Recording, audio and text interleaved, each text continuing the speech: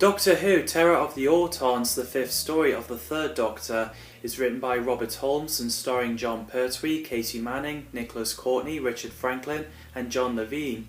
So yeah, this is the first story of Season 8 and it's the first introduction to the Master, Joe Grant and Captain Mike Yates. And the Autons got brought back because they are popular. The title was going to be The Spray of Death, but obviously changed to Terror of the Autons. Barry Letts and Terrence Dicks needed to add new characters because they thought that the Doctor and the Brigadier are like Sherlock Holmes and John Watson, so they chose carefully to create the Master, taking inspiration from Moriarty.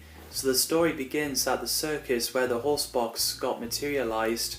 So Luigi, no, there we go, went to investigate and we get a great introduction of the Master as he steps out, and yeah, that's the Master's TARDIS disguised itself as a horse box. I am usually referred to as the Master. Oh, is that so?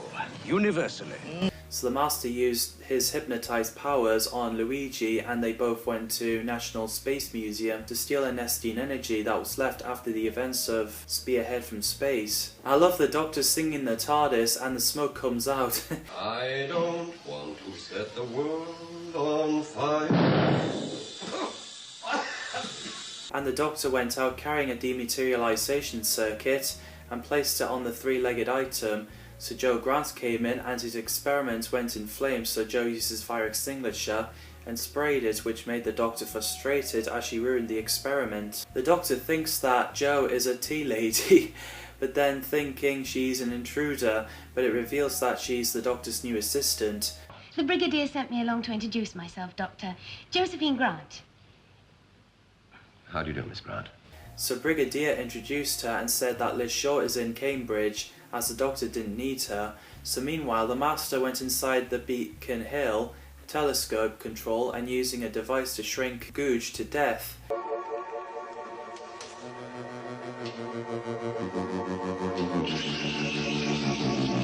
Because the Doctor, Brigadier and Joe have got the reports that a couple of scientists disappeared, they investigate the radio telescope. The Doctor goes up to the control and a Time Lord in a suit materialised in the sky, telling him about the Master is on Earth, so the Doctor managed to get through the door and defuse the bomb. So Mike Yates and the director came in and it's scary to see the tiny Googe's corpse. It's Googe. While the Doctor tells Joe what Nestines are, the Master hypnotised Farrell, so Joe hid where the bins are and she accidentally drops small boxes and there's the Master staring at her, so he hypnotised her, and in the end of part 1, Joe's order is to open the box and blow up the unit HQ. So the Doctor threw out the window and blew up under the water. So the Doctor got Joe to sit down. The Master gave McDermott an inflatable plastic chair. As he sat on it, the Master and Farrell watched McDermott getting suffocated to death, which is horrifying.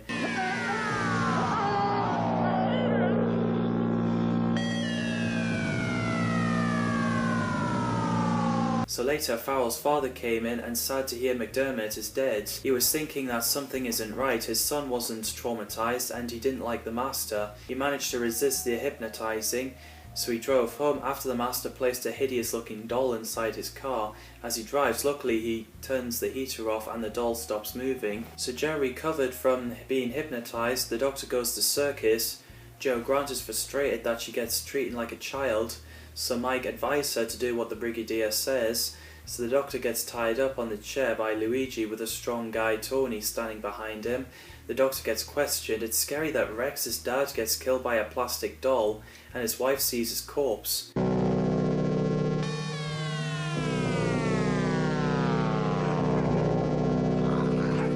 Joe phones Brigadier on where the Doctor is, so Joe knocks Tony out and set the Doctor free, and he nicks the dematerialization circuit from the Master. So then there's crowds fighting the Doctor and Joe, but the two policemen took the Doctor and Joe away in the car, and Brigadier plans to bail them out. It's so intense when Sergeant Benson said it's not the real police car. The moment when the Doctor and Joe realised they're heading to a quarry, he asked the policeman for ID. So a policeman turned around, so the Doctor took his mask off and it reveals to be an Auton. My god, that's scary. I see your warrant card.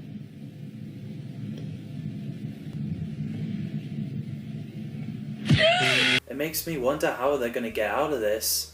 driven by an Auton. I do love Jon Pertwee as the third Doctor, he's awesome, my favourite classic Doctor. Katie Manning as Jo Grant is great as well. Barry Letts came up with a way of replacing Liz Shaw and wanting this companion to be younger and more naive, describing her that she's not a scientist, though with enough basic background to understand what's going on and giving what Jon Pertwee wanted, a father figure, and the character taking inspiration from Jamie McCrimmon and Victoria Waterfield. So Barry Letts and Terrance Dicks went to find the actress they were considering: Judith Stinsko, Shakira Baksh, Jenny McCracken, Cheryl Hall, Gabriel Drake for the role, and Rula Lenska and Aninska Hempel auditioned. So Jon Pertwee found Katie Manning in the BBC TV Centre lobby, and who she wasn't known at the time, so Jon told Barry that he found a perfect actress, which is nice, an amazing choice. Jon Pertwee and Katie Manning's chemistry are one of the best things in this era. I do like Richard Franklin as Captain Mike Yates, who works at Unit with Brigadier. He's dead canny.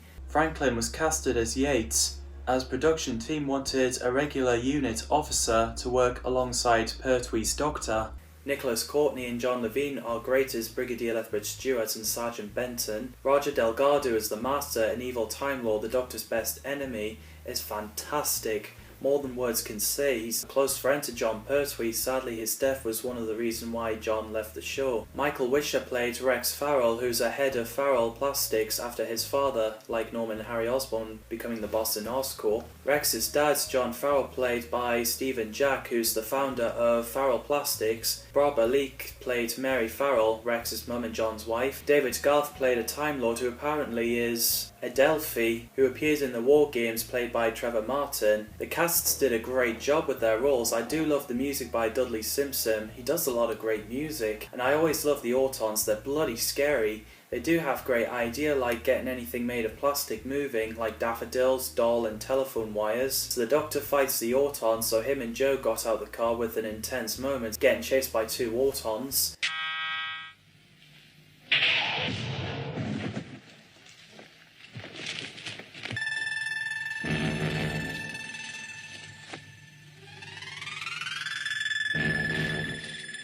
So Brigadier, Mike and the Soldier came as Soldier got killed, and Mike managed to knock an Auton down the cliff, so everyone got away. As you can see, the running scene on the quarry, Katie Manning actually hurt her leg, which looks painful, and Nicholas Courtney was ill on his first day, so he gets replaced by a stuntman in the quarry scenes. When Mike knocks an Auton down the cliffs, the stunt guy was injured, but he got back to his feet in one take. Man, he's a fighter. So back in the units, they have a meeting on what's going on lately. There's walking dolls delivering daffodils to people. So after the Doctor speaks to Mary Farrell, he examines a plastic doll in the lab. We get an intense moment where the doll was attacking Jo, but it's lucky that Mike stopped it by shooting at it. So as the Master phones the Doctor, the wires tangled the Doctor up.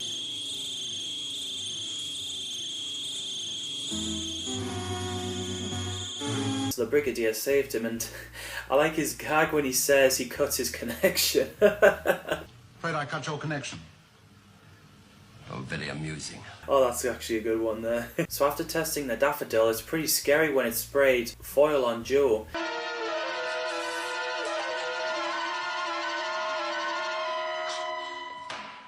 It's all over.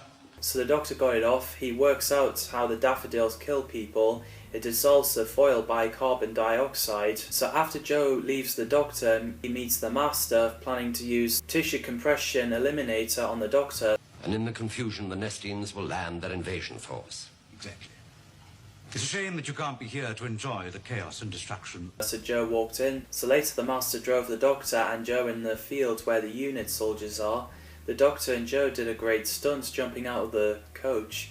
So we get a battle scene with Autons, and poor scientist got pushed off from the radio telescope and fell to his death. The Master tries to summon the Nestine consciousness. After the machine explodes, Nestine consciousness disappeared and Autons are deactivated. The Master escaped. So in the end, Master surrendered, but he tries to shoot the soldiers, but he got shot, and it turns out to be Rex in the Master's mask, hypnotized.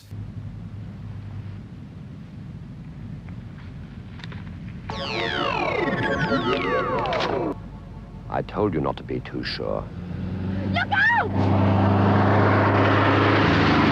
When Mike says, "We got him now," it had to be reshoot as Richard Franklin's performance was over the top, and Franklin was very grateful for that. So the Master got away and the Doctor has the Master's dematerialization circuit, so he's trapped on Earth. I really enjoyed that story, really scary. What did you think? Drop your thoughts on the comments down below.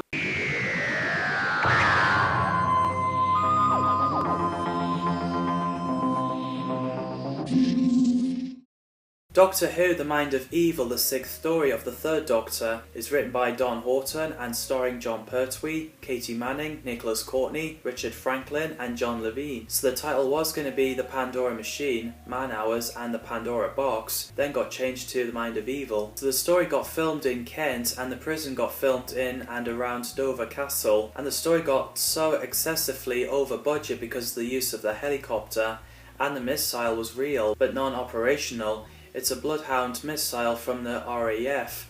Apparently this is Katie Manning's favourite story that she did, which I can see why. It is great. So the story opens with the Doctor and Joe driving Bessie up to Stangmore Prison to look at the demonstration of the Keller machine. The bit where the Doctor's smiling and waving at CCTV camera and officers are coming out is so funny. The prisoners there were so restless. So during the demonstration, as the Doctor keeps interrupting Professor Kettering, they tested a machine on a prisoner and the Doctor knew there was something evil about it. I knew there was something evil about that machine. Look at the dog. So in the unit HQ, Chin Lee complains to the Brigadier about criminal committed against the Chinese People's delegation, saying important state documents have been stolen from the General Chen Takes suite. So as she leaves, she burns the document and Brigadier finds out that something isn't right, judging by the time she phones. Arthur Linwood is found dead near the Keller machine. The Doctor kept trying to explain how dangerous the machine is. So later, he looks at the machine, it activates, the room looks like it's in flames, pretty horrifying.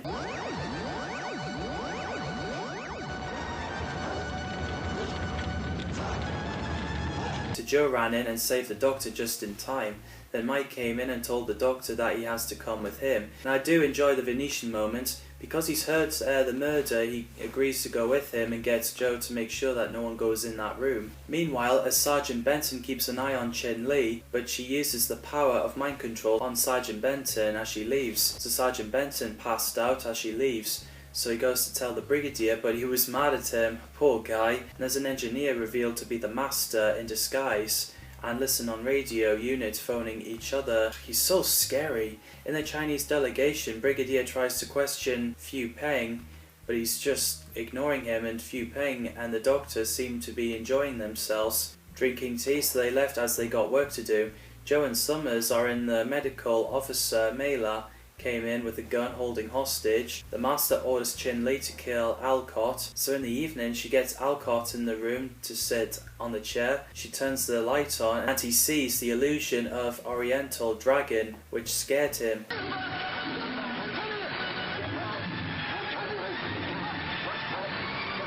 So the Doctor, Brigadier and Fu Peng came in and turned that illusion off, and Chin Lee passed out. No one has died, which is good. Fu Peng found a device on Chin Lee's neck and said someone must be punished, and he left. So in the next morning, the Doctor woke Brigadier up and brought Chin Lee with him to find some answers from her. While Sergeant Benton and Mike Yates are at Missile Base, the Doctor finds out that Joe has been kidnapped. Throughout this part, there's a lot of wild fight going on. In the prison, Joe managed to pick up a gun.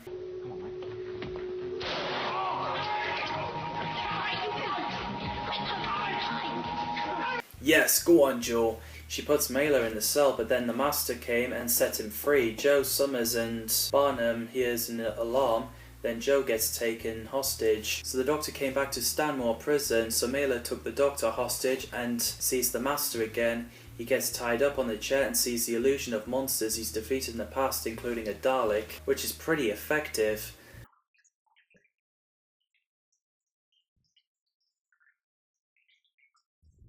Like I said, Jon Pertwee is fantastic as the third Doctor. It's pretty funny in the beginning when he waved at the camera and smiling. Katie Manning is great as Jo Grant, and so are Richard Franklin, Nicholas Courtney and John Levine as Captain Mike Yates, Brigadier Lethbridge Stewart and Sergeant Benton. Roger Delgado is fantastic as the Master. William Marlowe as Harry Mailer is a prisoner, and he did so well playing the villain. Peek Sem Lim as Captain Chin Lee, an officer with People's Liberation Army who gets hypnotized by the Master. She's great, absolutely talented actress. I knew Peek Sem Lim as the killer cleaner in Johnny English Reborn, and did you know she was once married to Don Horton, the writer? Christopher Kum as Fu Peng, Chinese delegate to the World Peace Conference. He's great as well. Raymond Westwell played Victor Camford, prison governor in charge of Stangmore Prison. Michael Sheard played Dr. Roland Summers, a doctor in prison at Stangmore Prison. Neil McCarthy played George Patrick Barnham, who's a prisoner and got tested on the Keller machine. Simon Lack played a scientist, Professor Charles Kettering, who's the Master's assistant on the Keller machine. Clive Scott played Arthur Linwood, a medical student. Ferndana Marlowe played Carol Bell, who works at UNIT and also reprised the role in the Claws of Axos. Everyone did a great job. The effects is great for low budget. Keller Machine is a device created by the Master to give people illusions to see something they feared, and I think it's pretty cool. I love to see those devices in Doctor Who again. So the Doctor passed out after seeing illusions, and there's prisoners moaning. After Dr. Summers gets taken out of the cell where Joe is in, the Doctor gets taken there and rested on the bed. So they bring back Dr. Summers to examine his heart. The scene where the Master sees the illusion of the Doctor is freaky. I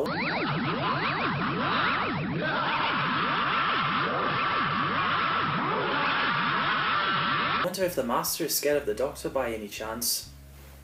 So in the next morning there's hell of a battle with UNIT and prisoners, and Sergeant Benton gets knocked out and Mike Yates gets taken away. I like the scene where Joe throws a tray of breakfast at Charlie and the Doctor knocks Vasper out with a tray. So they went to the prison governor's office, seeing soldiers and the Master outside, and they're thinking no one's going to find them there. So later on the Doctor and Joe went to Process Theatre. Mailer and Vasper found the Doctor and Joe as they were going to take them hostage. There was Keller machine disappearing and reappearing all over the place. So after the machine disappeared, the Doctor needed to stop the Master from launching a missile. The Master kept Mike Yates hostage, so the Doctor and Joe meets up with Barnum. By the time they signalled for helicopter, they get taken to Mailer, then get taken back to the cell. Sergeant Benton has recovered from head injury. The scene where the Doctor and Joe were playing chess and shushing the Master. There. Doctor, That was actually my very first sight of classic Doctor Who. I think that was back in 2007. And at that time it was in black and white, and my stepdad pointed at John Pertwee saying that's the Doctor. And unfortunately I wasn't interested at the time, so then after a while I saw bits of Peter Cushing Dalek film, then 3 of Tom Baker episodes, Robot Part 1, Pyramids of Mars Part 2 and The Android Invasion Part 2.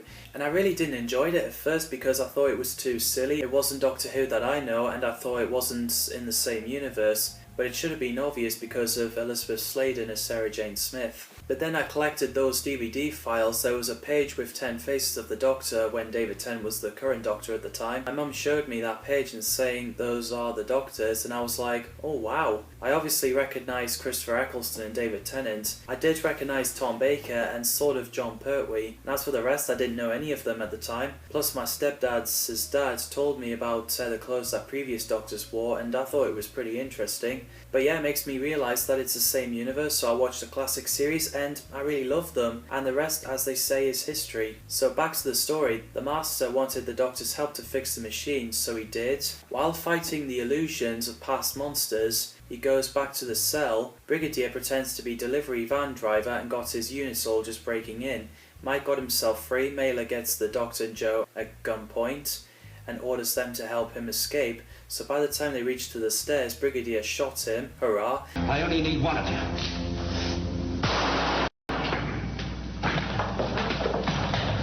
So after the shooting, the units have taken over the prison. The Master plans to fire a missile at London, so he phones the Doctor and they make a deal. If the Master doesn't launch a missile, the Doctor will return him his dematerialization circuit. We also learn that the Keller machine doesn't activate when Barnum is close to it. Get back! Come on! What are these noises? So they went to the warehouse. The Master asks for his circuit back.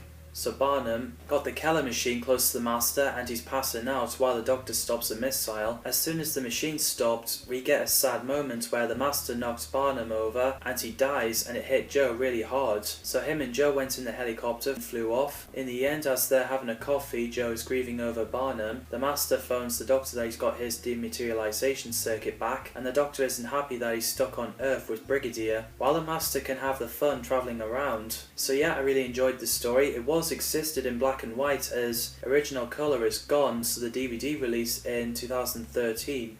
Part 1 they have a mixture of hand colorized keyframes in conjunction with manual and automated colour and interpolation, and the rest in decoding of chroma dot signals recorded in the monochrome film.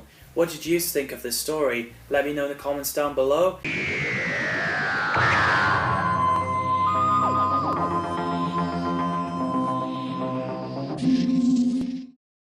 Doctor Who, The Claws of Axos, the 7th story of the 3rd Doctor, is written by Bob Baker and Dave Martin and starring John Pertwee, Katie Manning, Nicholas Courtney, Richard Franklin and John Levine. So in the late 1969, Terrance Dicks contacted Bob Baker and Dave Martin to write a story. So after reading the script, they sent it in BBC for another production.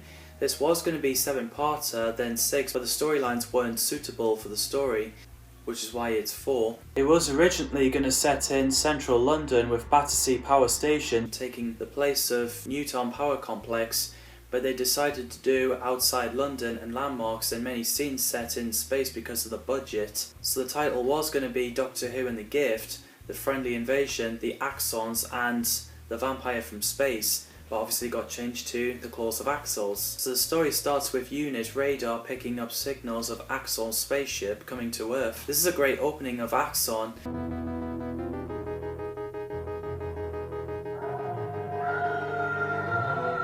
Mr. Chin is there to monitor Unit as a Minister of Defence. So Joe arrives with Bill Filer, who's there to find the Master. The Doctor gets frustrated and wishing he gets away from Earth. If I could leave, I would.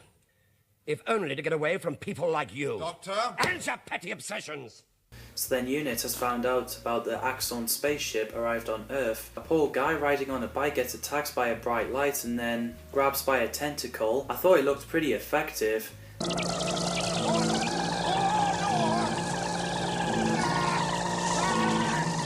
During the filming of that scene, overnight snowstorm necessitated the creation of a line of dialogue in the programme to explain that the variations of weather from shot to shot in these scenes, filmed on various days but supposedly taking place within minutes of each other, are freak weather conditions as a result of Axon's arrival. So Bill goes to investigate as Axons are scanning on human intelligence. So the Doctor, Brigadier Mr. Chin and Sir George Hardiman went to Axon's spaceship that's landed in the field. Sergeant Benton has found a dead tramp and reported to Mike Yates, and his corpse seems like he's aged to death, and it's horrifying after his body decomposed quickly. So Joe sneaks into the ship. The Doctor, Brigadier Mr. Chin and Sir George made a contact with Axos. Axos is all that remains of our culture. Bill is tied up in the area where the Master is. Joe sees a red Axon appeared after she heard Bill's voice. So everyone found Joe in the ship, and there's Bill shooting those tentacles off him and the Master, so they try to make a break for it. So after the conversation with the Axons, and the Doctor tries to get Joe to accept that Bill is dead, a lot of units are arrested by Mr. Chin, and so is the Brigadier. You're all under security arrest under the Emergency Powers Act. Captain, this is an illegal act. I have my orders, Brigadier. And Bill and the Master get abducted by Axons again. They duplicated Bill. As the Doctor is in the lab, the clone Bill tried to bring him to Axons, so the real Bill escaped and has a fight with his duplicate, which is an awesome scene. So the clone falls into the light accelerator and he got disintegrated. So after the Master hypnotized the unit soldier, he sneaks into Unit HQ. It's so intense that the Doctor, Joe and Bill get surrounded by Axons, the red versions.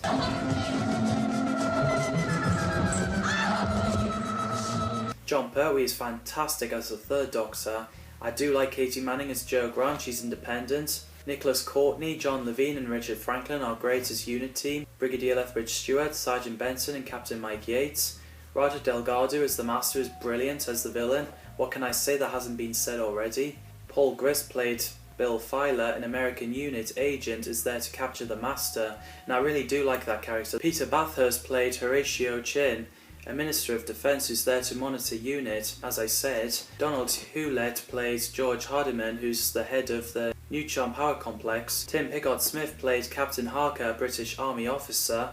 Axos, also known as Axons or Axonite, are the chameleon type races.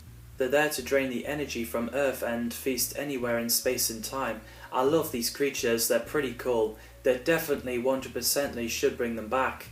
The design is incredible for low budget. It actually does look a bit like Carnage, Spider-Man's enemy, which is cool. Dudley Simpson again does a fantastic scores. In some of the car inside scenes, the CSO backgrounds were omitted, leaving the blue screen behind the characters. Paul Valcesas of the Doctor Who Restoration team explained in an interview they didn't put a background in there as it wasn't lit properly. There wasn't enough blue in it to key it, or yellow or green or whatever it was. It was shot wrong. It shouldn't have been shot in the studio, and it shouldn't have been shot on X-Chrome. These days with modern technology you could easily key it easily, but it wouldn't look right. As the Doctor, Joe and Bill get surrounded by Axon creatures, Bill gets attacked, and after they turn back into gold form, the Doctor and Joe gets taken to Axon ship, so Brigadier knocks Captain down on the ground. Unit soldiers arrive in the lab. Axons explain to the Doctor about their plans. The Master got the unit soldiers to bring the TARDIS, so he went inside and realises the Doctor has done a lot of wiring and trying to escape. This is the first time you see inside the TARDIS in Jon Pertwee's era. The configuration of the TARDIS setup is unique for this adventure. The TARDIS monitor appears to be a circular screen embedded in one of the roundels in the console room wall, rather than the traditional rectangular screen. This was seen again in the Time Monster, but a redesign. The doors of the console room didn't open directly into the exterior as in all other adventures. Instead, they open into a corridor that features the roundel motif. When the TARDIS interior reappears in the next production, which is Colony in Space, both these features have been eliminated. So Bill recovers and wants his clothes back. Brigadier chases after an Axon who's turning red. The battle scene with Axons and unit soldiers is great.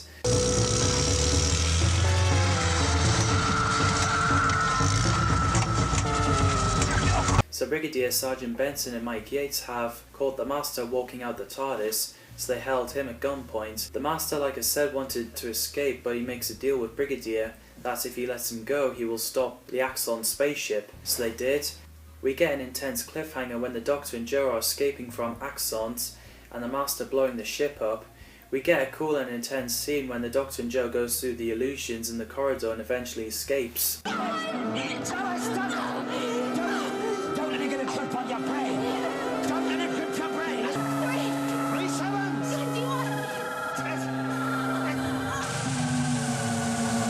Apparently the Axonites have reversed the power flow and are feeding it all to block into the light accelerator. So the Master tries to escape, but the Doctor and Joe have arrived just in time to trap the Master.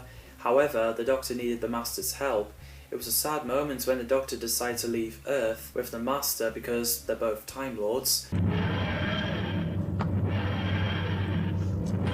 Doctor, you can't! So they went in their TARDIS and dematerialized and ended up in time loop. The battle scenes are fantastic.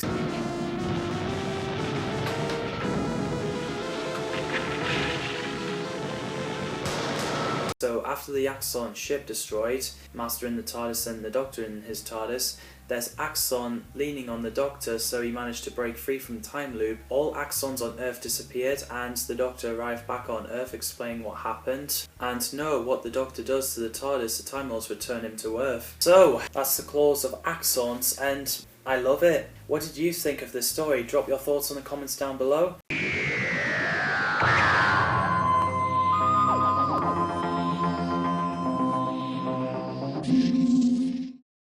Doctor Who Colony in Space, the 8th story of the 3rd Doctor, is written by Malcolm Hulke and starring Jon Pertwee, Katie Manning and Nicholas Courtney. So Terrence Dicks wasn't liking the idea of the Doctor being trapped on Earth, so he comes up with a way where he could get away with it, which is fair. On the Inferno DVD documentary interview, Terrence Dix recalls having had it pointed out to him by Malcolm Hulke that the format limited the stories to merely two types: alien invasion and mad scientist. So the story begins with Time Lords allowing the Doctor's freedom, but with their purpose. Then we must restore his freedom, for as long as it serves our purpose. Joe suggests that the Doctor should give up fixing the dematerialization circuit, and there's no trace of the Master. This is the moment where Joe goes inside the TARDIS for the first time. Don't believe it. It's bigger inside than out. Yes. That's because the TARDIS is dimensionally transcendental. And the TARDIS dematerialized, with Brigadier saying, "Doctor, come back here at once." Joe thinks this is a prank. The TARDIS arrive in Axos in 2472.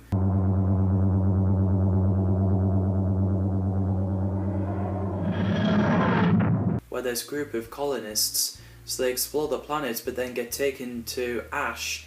So they explain who they are and they have to stay for over a night. So Joe does, while the Doctor questions Ash, while Jane and Leeson sees a giant lizard and got killed. Go away! Go away! As Joe and Mary investigate, they went to the Doctor in the office saying that there's been an attack. So colonists plans to fight back. The Doctor and Ash meets Axos. They're friendly depending how you treat them. No! No. He is a friend. So Ash orders them to leave while they stole the TARDIS. The Doctor examines more evidence and we get a scary cliffhanger when IMC robots went towards the Doctor in the dome.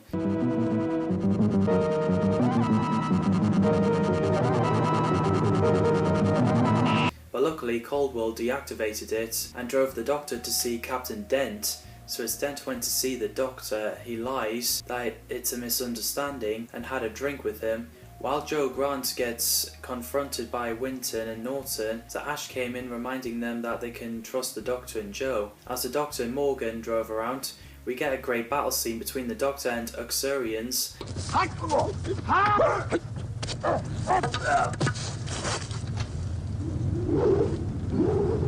We get a scary moment where Norton went towards Holden with a wrench. Are you crazy? What do you think you're doing? No! The power goes down, so Ash, Joe, Mary and Norton were finding a way to fix it, otherwise the whole colony will come to a standstill. Meanwhile, Caldwell realises that the Doctor isn't getting sent to his friends, so he tries to save the Doctor, but Captain Dent threatens to execute him without trial if he does. So the Doctor got taken back to the dome. He gets cornered as Morgan holding a gun and that machine coming in with claws. Pretty intense. Keep back. Purely business, you understand, nothing personal. The Doctor tells Morgan that he'll ruin the story if he kills the Doctor, so he knocks the gun out of his hand. Morgan run off. After the Doctor gets pinned on the floor, he managed to deactivate the machine as colony is in limited power. Joe is worried about the Doctor and everyone heard the sound of spaceship coming, so Dent makes a contact to colonists. He then decides who the planet belongs to and the Doctor reunites with Joe Grant. I'm sure you agree we must apply the proper procedures. Well, yes, I suppose. Procedure's nothing, Robert. This planet's ours. And the sooner you're off it, the better. The Doctor and Joe are worried about the TARDIS, but David is more worried about the power issues. So the Doctor goes on the mission. Joe and David sneaks into the rocket corridor and gets captured by Captain Dent and 4 guards. The Doctor managed to fix the power permanently, so he then confronts Captain Dent for Joe's whereabouts. And he said that she'd broken the law. As Joe and David are tied up, Joe uses a rock to break the chains to set herself and David free, which sets the alarm. The guards have captured Joe, but David got away. There are no guards. Quick, this way, Joe. There you are! We get an intense chase scene until he went where Caldwell is. He lied to the guards that he killed him. Caldwell helped David and advised him to get his people off the planet, otherwise someone else would get hurt. So David returns to colonists planning to start a war and the Doctor is against it, so he went to see Caldwell to stop colonists from creating a war.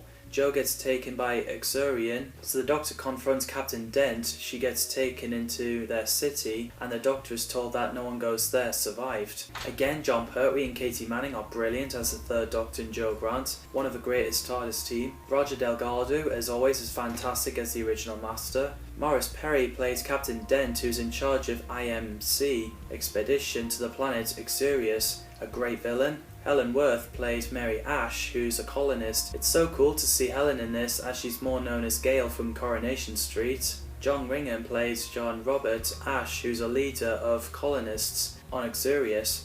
Nicholas Pennell plays David Winton, a colonist who's a chief political rival to the leadership of Ash. Bernard Kay plays Caldwell, an expert mining engineer on the IMC expedition who wanted to rebel against Dent. I really like him, he's canny. Tony Caunter plays Morgan, Captain Dent's second in command. Susan Jameson was considered for the role, but the idea was rejected.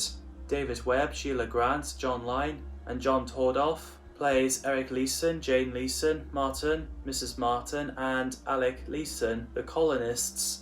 Roy Skelton plays Wilfred Norton, an IMC operative who poses as the last surviving member of a colony besides the one led by Ash. And of course we've known Roy Skelton as voicing the Daleks and Cybermen, as well as later playing James in The Green Death, and also Zippy and George in Rainbow. John Harrington plays Jim Holden, the electrician and engineer for the human colony. Stanley McGee plays Alan, an IMC security guard under Captain Dent. The cast did a great job. The sets are great, and so is the music by Dudley Simpson. Axurian, aka Primitives, are telepathic humanoids, and I thought they're pretty cool. Guardian is the last of the super race of Axurians and the overseer of the Axurian city.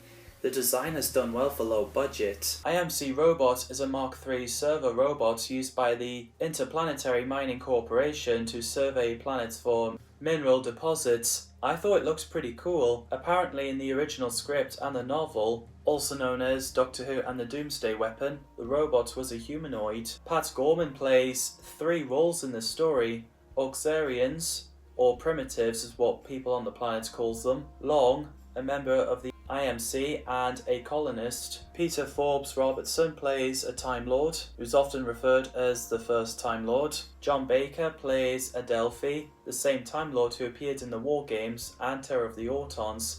Graham Lehman plays Sokra, the same Time Lord who appeared in the War Games and The Three Doctors, both played by Clyde Pollitt. Lehman later played Junior Time Lord in The Three Doctors, so by the sounds of it, one of those Time Lords decided to copy a face. As David kept Captain Dent hostage, Caldwell shows the device that creates illusions to scare people, not kill them.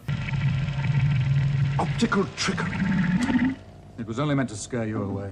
And Alec Leeson arrives saying that Morgan killed his brother, so he demands to get evidence out, but sadly their plans failed. The Doctor gets taken by Axurians, and they looked at the pictures as sacrifices, which is interesting. I like the bit where the Doctor does a penny trick with an Axurian, so he knocks Axurian out and they outrun them.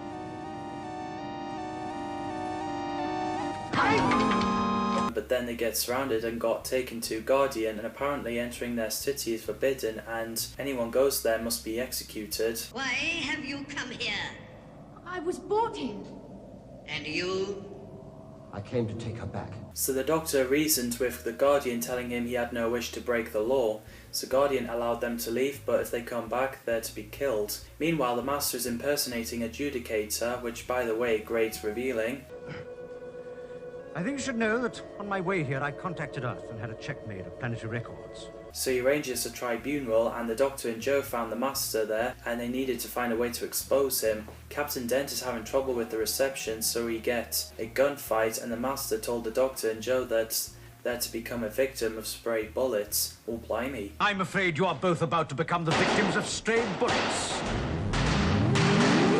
David held Captain Dent at gunpoint and ordered his men to surrender, so they did. And because the Master reminding David and Ash that they don't know who the Doctor is, they have no reason to trust him.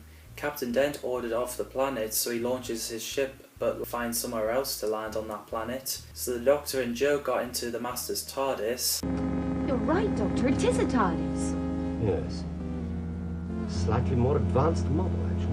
Joe accidentally sets the alarm off, which notified the Master that they're in his TARDIS, so the Doctor and Joe get gassed to sleep. The Master came in, sealed the Doctor and Joe in the chamber, so the Master wanted the Doctor to take him to Axurian City. So they did, and about to get attacked by Axurian, the Master killed one of them.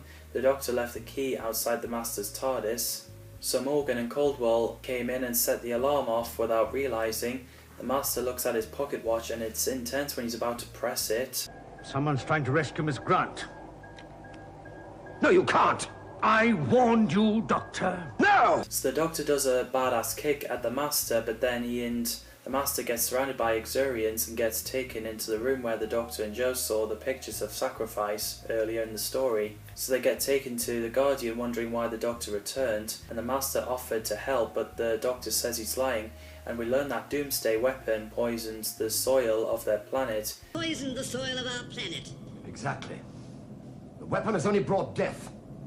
And yet he wants to spread that death throughout the galaxy. So he allows the Doctor to press self-destruct button and escape, and so did the Master.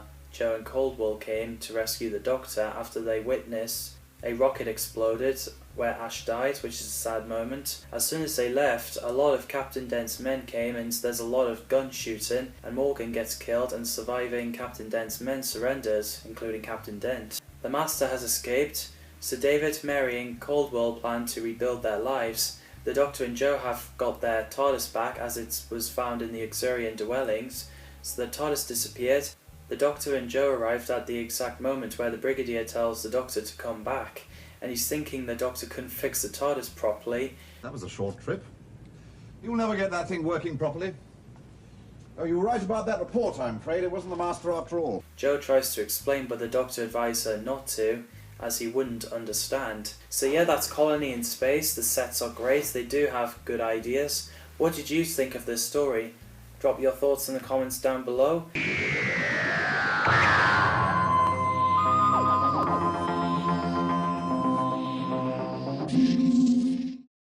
Doctor Who The Dæmons, the 9th story of the 3rd Doctor, is written by Guy Leopold, a pseudonym used by Robert Sloman and Barry Letts, and starring John Pertwee, Katie Manning, Nicholas Courtney, Richard Franklin and John Levine. So the story is actually the beginning audition for Joe Grant. It was going to be a 4-part story, but obviously 5. Barry Letts decided to have black magic in the story as he thought it would be interesting and frightening, which it is. He had little time to write the story, so his wife suggested Robert Sloman to write with him, which is nice. BBC wasn't happy because they prefer their crew to write their own stories, so they put the pseudonym Guy Leopold, Robert Sloman's son middle name, and Barry Letts' middle name in it. Originally the Master was going to worship the demon in church, but Barry Letts thought it might upset the religious viewers, so the scenes got set in crypt. Christopher Barry didn't want to direct anymore, but he loved the script, so he changed his mind to direct the story and became his favourite saying, "A damn good script." Most of the story is filmed in Aldbourne, Wiltshire. They allowed 2 weeks of filming, then double the usual amount at the time, leading to a lot of the finished story being set outside instead of in studio. There's a time where it was snowing and the filming got delayed. They got few villagers and the Headington Quarry Morris dancers as extras. So you get a scary opening where Jim runs through the village and something killed him. So the next morning, Miss Hawthorne said he died of heart attack and Dr. Reeves said he died of fright. So the Doctor fixes Bessie, and it's pretty amusing when he tells Bessie off for moving itself.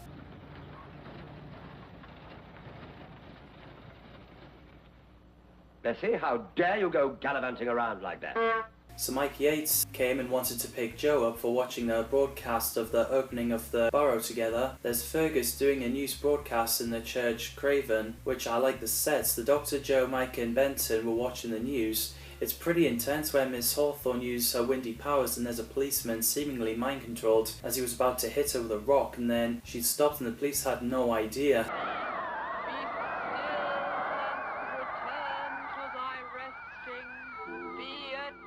And she wanted to see the new vicar, so he arrived revealing to be the Master. Good evening, Miss Hawthorne, and what can I do? So the Brigadier goes away, leaving Mike and Benton alone with the TV and corned beef sandwiches. But at least they get to watch the rugby match. So the Doctor and Joe goes into the pub asking for directions, but the men are just asking him random questions. So Joe handled it better and they gave the Doctor and Joe an answer. And they head off, the tree falls in front of them. We get an epic cliffhanger when the Master's setting up the ceremony and the Doctor and Horner covered in ashes while the gargoyle was coming to life.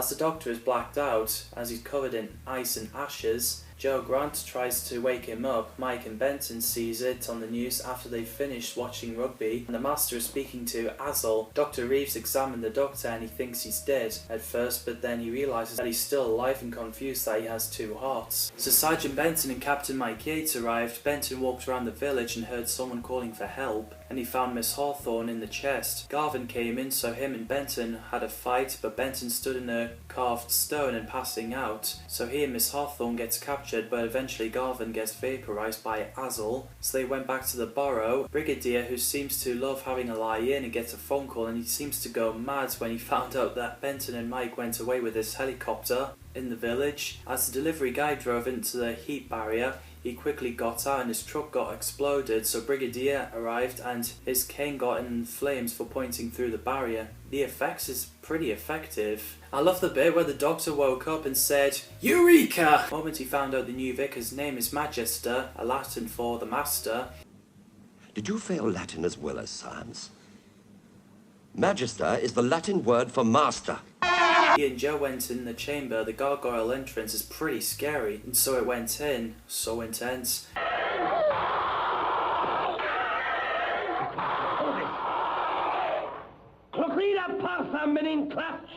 So the Doctor pointed a knife and shouted at the gargoyle and went away, and the Master is having trouble getting Gargoyle to kill the Doctor. So while the Doctor and the others are discussing magic, Brigadier complaining that he can't go through the circle-shaped heat barrier, as the Doctor explains what the demons are. The Master is demanding the villagers, and he got Gargoyle to kill Winstanley for asking the villagers to leave.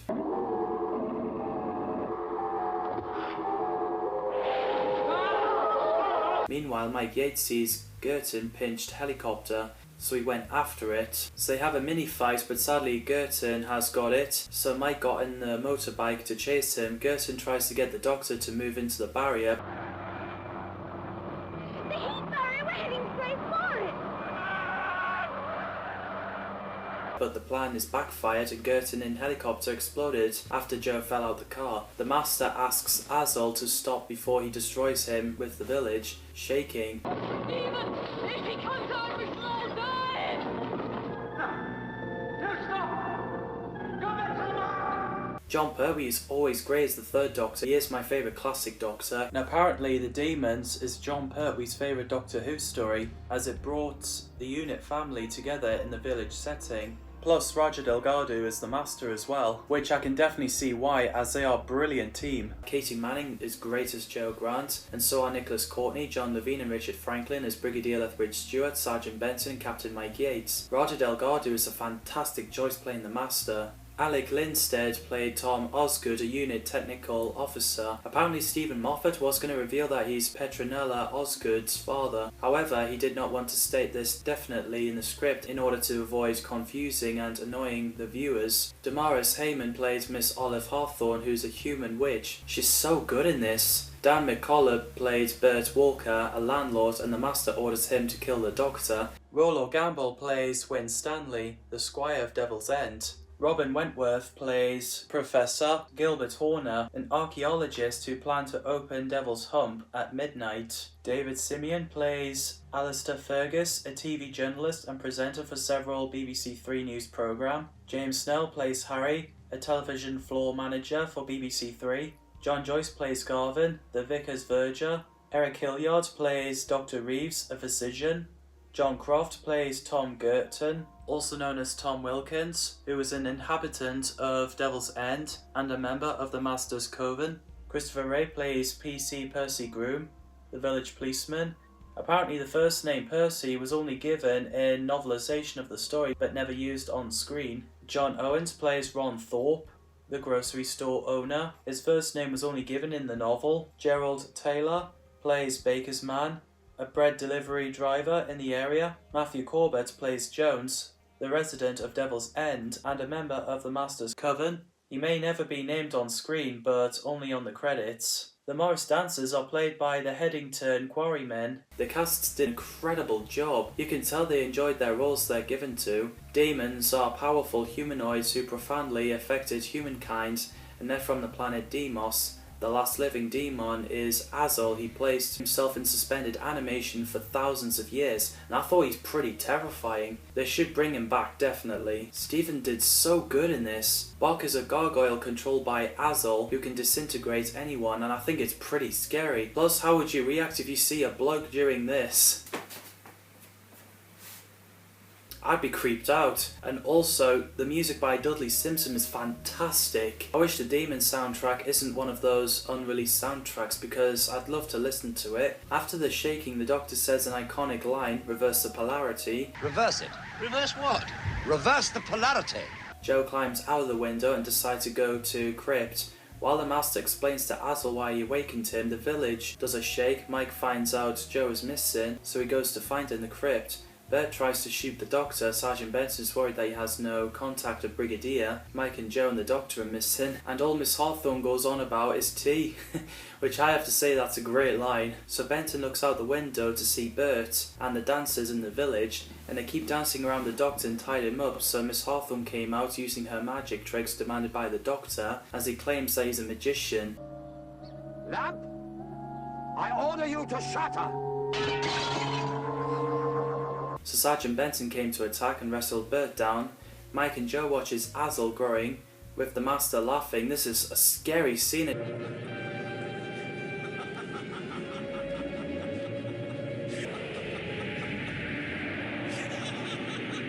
Actually, the nursery rhyme, Mary had a little lamb, in backwards, which is cool. So Joe and Mike are tied up. The Doctor discusses that there's no magic, it's science. So Mike ran out to the crypt to tell everyone they got Joe. So the Doctor tells the Brigadier they managed to use a machine to make a doorway into the heat barrier. The effects looks great. While the Master is using Joe as a sacrifice, the Doctor runs into the crypt and got Azol to set Joe free. So the unit soldiers battles with Gargoyle. Yes, I see what you mean. Never mind, we'll soon fix him. It looks pretty cool after when Sergeant Benton blew it up with Bazooka and it managed to fix itself up. So the Doctor, Master and Azol argued who should get the power. The Master wanted it, but the Doctor doesn't. If you kill me now, you will wander throughout eternity whether you should have listened to my words. After Azol electrocuted the Doctor, he gets disintegrated. His power turning against him was like what John Pertwee says, Azol blew a fuse. So everyone got out and the church exploded. Apparently because that scene looks so realistic, audience sent a lot of complaints because they thought BBC blew up the church. Crazy. So the Master tried to escape, but Bestie brought him back, so the unit soldiers put him in Jeep and took him away in maximum facility. We get a nice moment where everyone is doing a dance to celebrate, except Brigadier and Mike went for a pint. Kind of you, Captain Yates. Not rather for a pint. You're right, Joe, there is no... So yeah, I think this is a brilliant story, and that's the end of Season 8. It's been a great season. They release a Blu-ray box set with all 5 stories, remastered effects, surround sounds, deleted scenes, special features, behind the sofa and everything. This was also to coincide with the 50th anniversary of The Master, the fact that the Blu-ray was released on 23rd of February 2021. I really enjoyed the little video where Joe and Cliff Jones returned to face Autons again. What did you think of the Dæmons and Season 8? Let me know in the comments down below. As always, thanks for watching and see you in the next video.